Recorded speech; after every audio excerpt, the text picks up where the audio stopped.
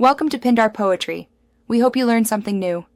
In this video, I will show how to make apple pie tart step by step. Preheat your oven to 375 degrees F, roll out chilled tart dough and fit it into a tart pan, then trim edges. Peel and slice 6 apples evenly. Toss with 1/2 cup sugar, 1 tsp cinnamon, and 1 tablespoon lemon juice. Arrange slices neatly in the crust, dot with butter, brush crust with egg wash, and bake until golden and fragrant. After prepping apples, toss them gently with 1/2 cup sugar, 1 tsp cinnamon, 1 tablespoon lemon juice, a pinch of salt, and 1 tablespoon flour so the tart stays set.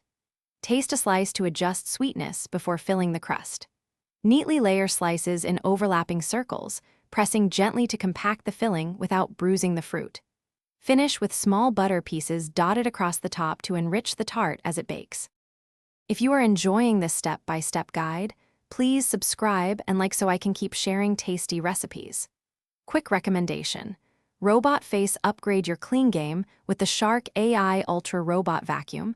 Voice control makes keeping a busy kitchen tidy, effortless, and even a little fun.